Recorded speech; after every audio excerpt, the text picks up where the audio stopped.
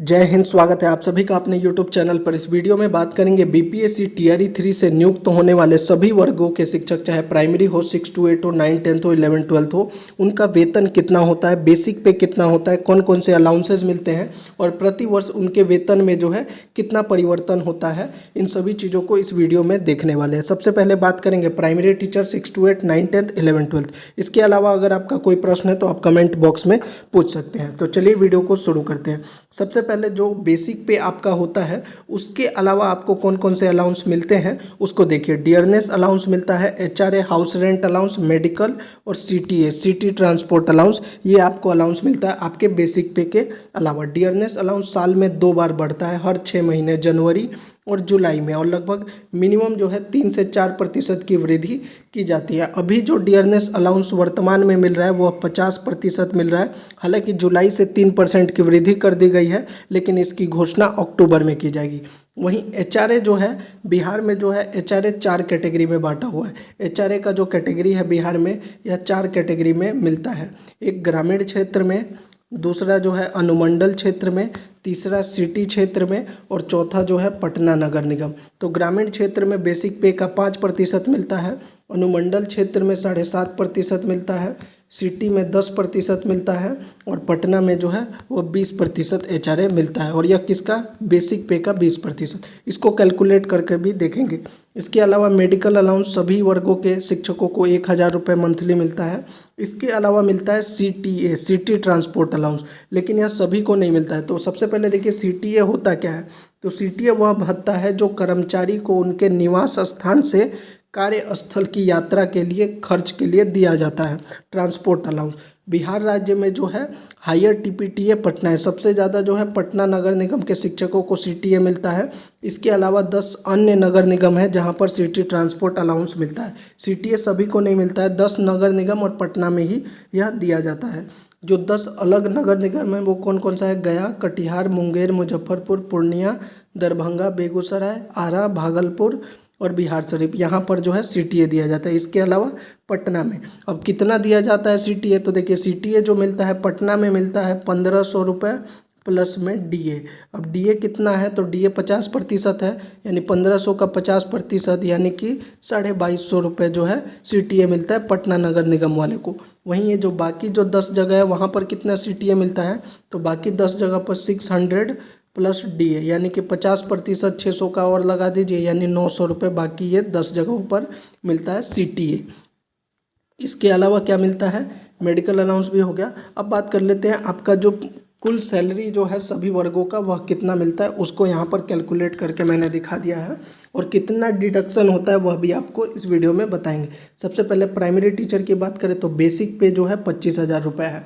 देखिए आपके बेसिक पे में हर वर्ष जो है 3% की वृद्धि होती है, ये जो है और इसके अलावा क्या बढ़ता है? डीए जो है हर वर्ष साल में 2 बार बढ़ता है। तो बेसिक पे शुरुआत में कितना होगा आपका प्राइमरी टीचर का? 25,000 रुपये। डीए अभी जो है वो 50% है, यानी कि 12,500 रुपये। एचआरए ग्रामीण क्षेत्र में 5% मिल रहा है, यानी कि 1250 रुपये।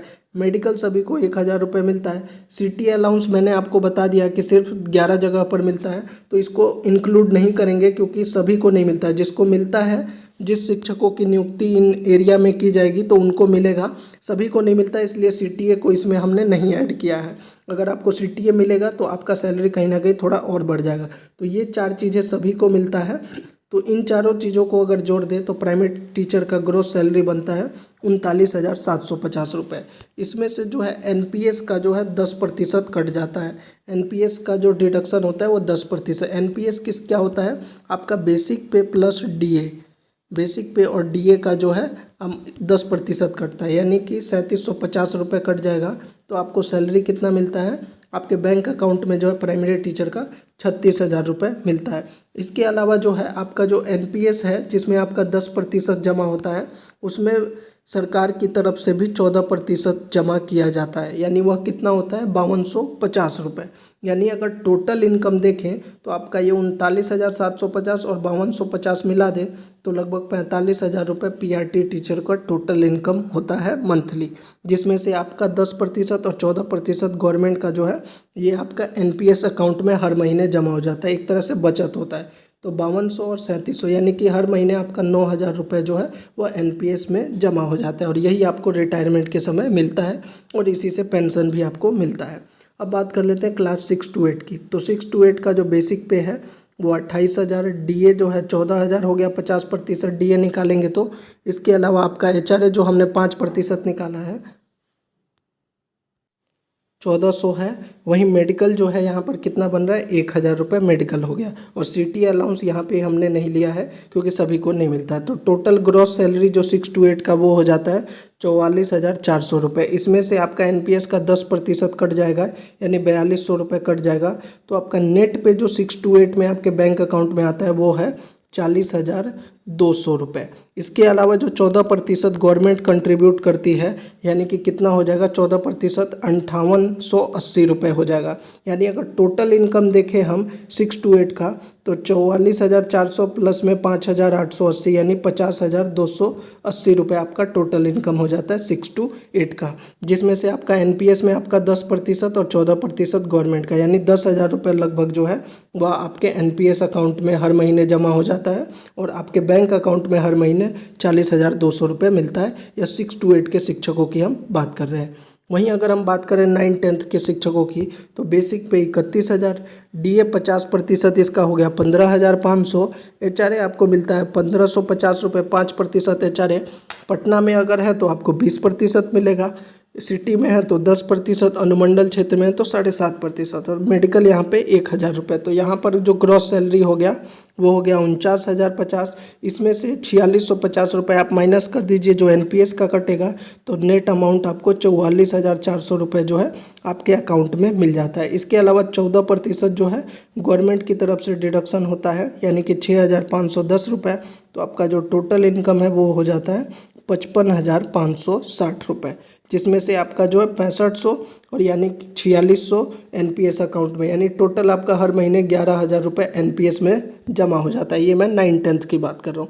वहीं अगर 11-12 की बात करें तो 11-12 का जो बेसिक पे है वो है 32,000 रुपये, डीए जो है वो है 16,000 रुपये, एचआरए है 1,600 रुपये, मेडिकल है 1,000 रुपये। सिटी अलाउंस यहाँ भी इंक्लूड नहीं करेंगे तो ग्रॉस सैलरी यहाँ हो जाएगा 50,600।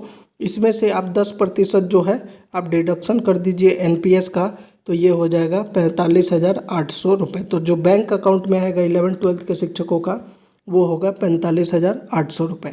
इसके अलावा जो 14% गवर्नमेंट का कंट्रीब्यूशन है वो हो जाएगा आपका 6,720 रुपये। यानी टोटल इनकम यहाँ पर देखें 11-12 का तो ये 57,320 रुपये होगा।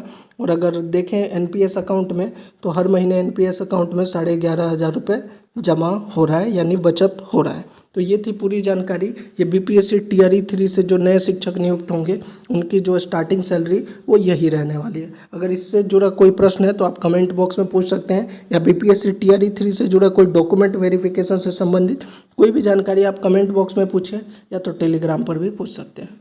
जय हिंद।